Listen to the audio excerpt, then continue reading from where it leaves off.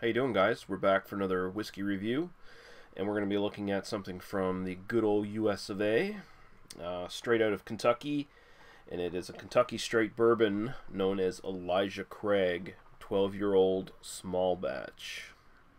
There you go. Elijah Craig itself, named after a reverend back in the 1700s who started around 1789. There's no exact date on that, apparently.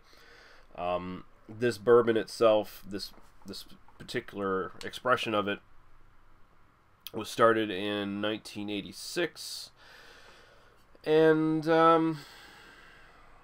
94 proof, so 47% alcohol by volume.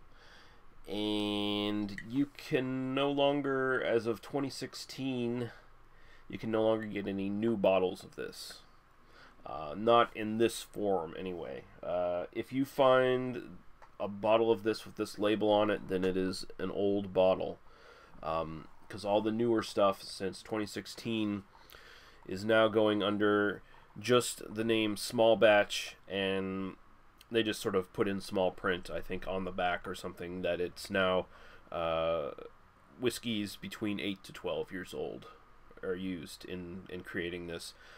Reason for that is because there's been such high demand for not only bourbon, but bourbon barrels, that their stock of 12-year-old whiskey has diminished incredibly, and they need to keep up with the demand. So to do that, they're starting to introduce younger whiskeys into this to create this product.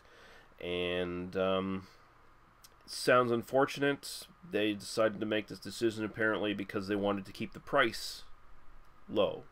This is one of the most moderately priced, really good quality bourbons out there, and it's kind of why it was in such high demand, because you got a 12-year-old age statement on this, which is pretty rare for bourbons. Usually you don't get over 8. And apparently it's just such good quality that, you know, people have been buying it up. And with the increase in demands for bourbon barrels from both Scotch whiskey distilleries and from actual craft breweries, then, you know, it's really tightening the screws on them a little bit here.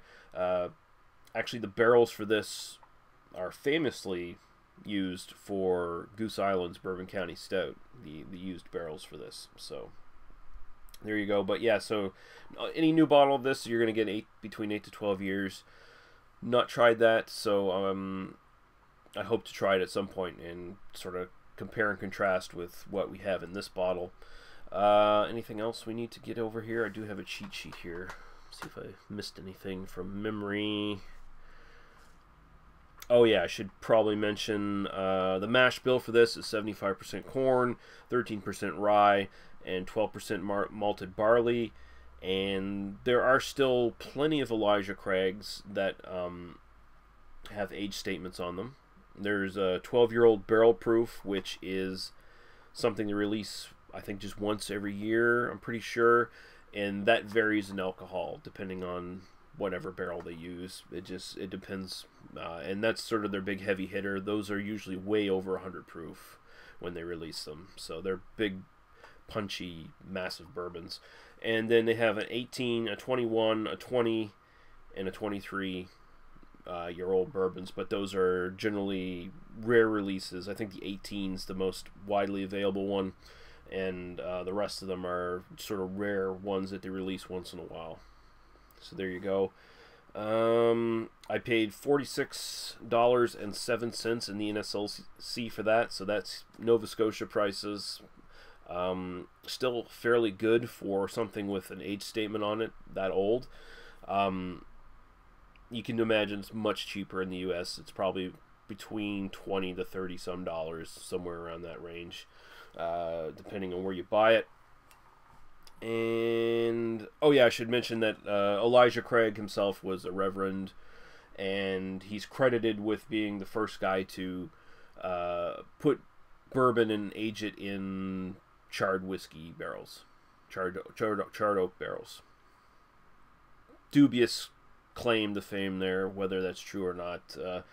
But you know, there's nothing like a little bit of bullshit to sort of create the image of your company and sell to all the tourists and stuff, right? So there you go. It's just a marketing thing, probably more than anything else. But who knows? Maybe there is some veracity to it, but I don't really give a fuck.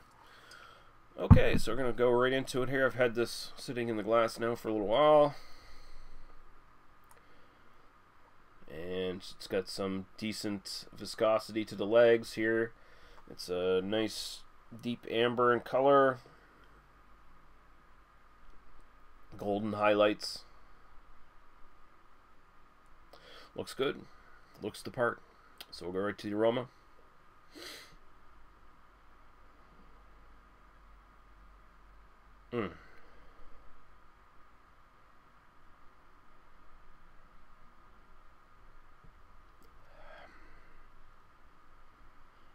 It's definitely got a very sweet nose to it.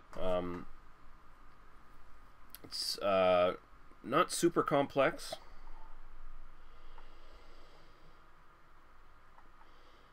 It's very vanilla, caramel, brown sugar kind of sweetness right up front. Could probably argue some sort of dark fruit there as well, but I don't think it's particularly complex, and I'm not saying that's bad. It smells very good. In the background, I'm getting a little bit of sort of a leather kind of, sort of a dusty old musty leather kind of aroma as well, which pairs up well with the sweetness here. It cuts into it and balances it out. Yeah, that's really good. Smells excellent, so we'll go right to the taste. Cheers.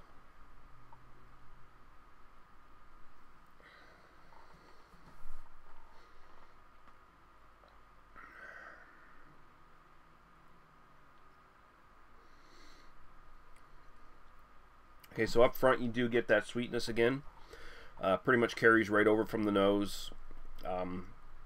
Stronger on the vanilla than the caramel and brown sugar, but it's all there. Getting a little bit of warmth going down.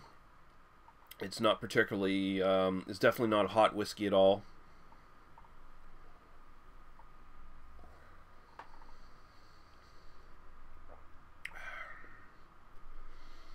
Good spice character to it.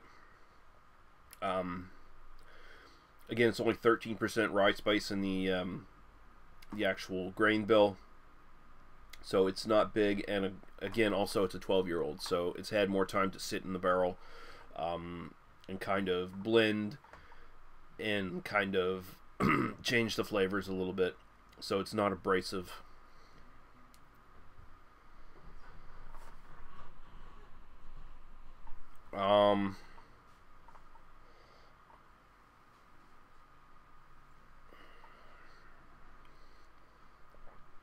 Finish really brings out a lot of the oak. Very spicy oak kind of thing. Again, you're getting more of that leather kind of from the nose, translates over to the actual taste as well. Very much in the back of the throat, kind of a dry, leathery kind of thing. Mixes with the spice, and it seems to be lingering pretty well. Get a lot of that, just sort of that char from that barrel as well. Big note of that. This one's very much more about the finish than it is the start of it.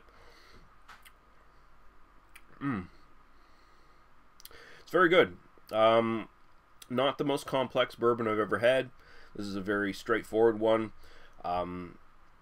It benefits a lot from being in the barrel for 12 years, I'm pretty sure. I don't know if this would be half the whiskey it is right now if it was just 8 years or younger. It feels like some of these notes would be a little too abrasive if it was in a younger version of this.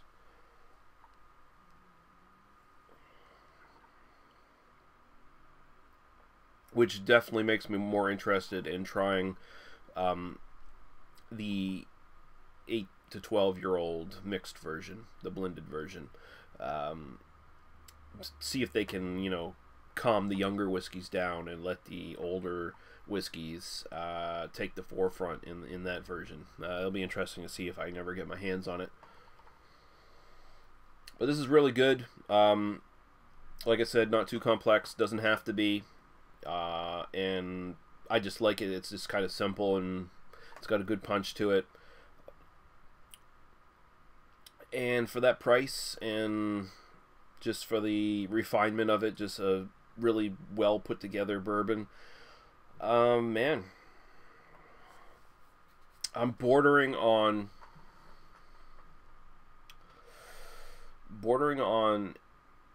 B+ to A- with this.